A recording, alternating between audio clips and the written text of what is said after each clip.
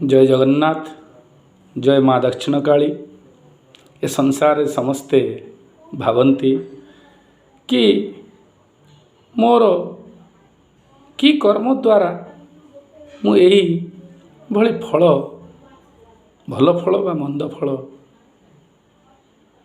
भोग करुछि। सेथिपाई प्रथमे आमे जानिबा दरकार कि आमे पंच तत्व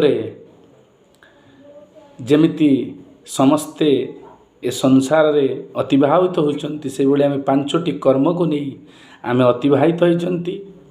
प्रथम कर्मर फल पितृंकर कर्मर फल, द्वितीय कर्म मातृंकर कर्मर फल। अर्थात कर्म कहिले कौन से जहाँ करिचंती पितृ जहाँ करिचंती से जो कर्म जो कर्म हिसाब रे तांकर जो धर्म फलटी से संतानटी को मिले।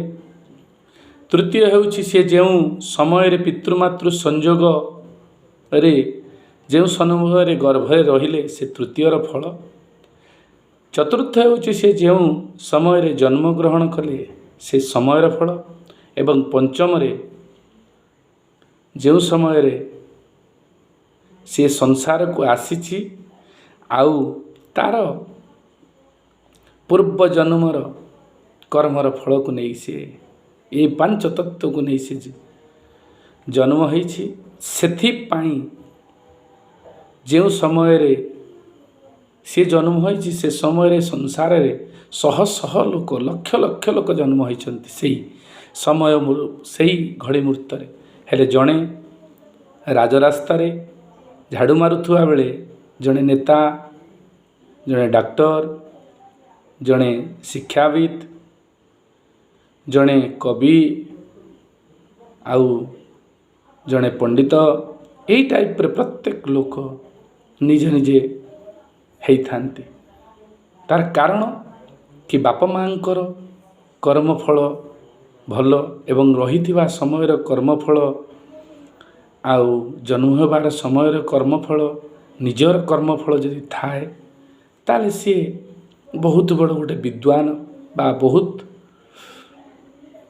गुणर अधिकारी बहुत मान सम्मान प्राप्ति देवपु तुल्य नाम गुण तार परिप्रकाश हुए।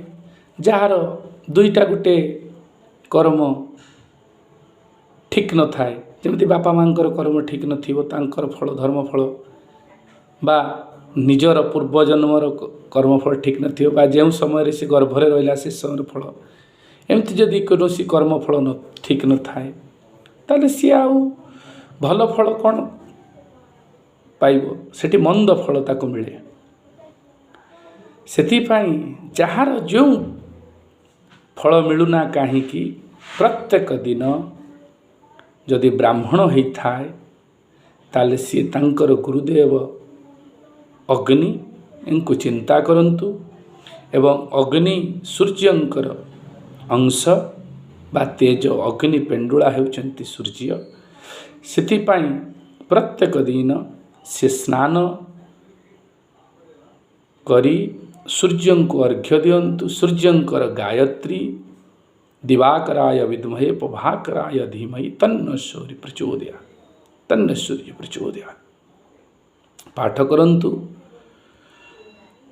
आउ सब प्रकार शांति पाइबा पई प्रत्येक दिन गोटे माला गायत्री पाठ करंतु। जदि क्षत्रिय होइछंती से तांकर गुरु उनको चिंता करंतु। तांक गुरु किए ना सर्वत्र गुरु हेउछंती ब्राह्मण।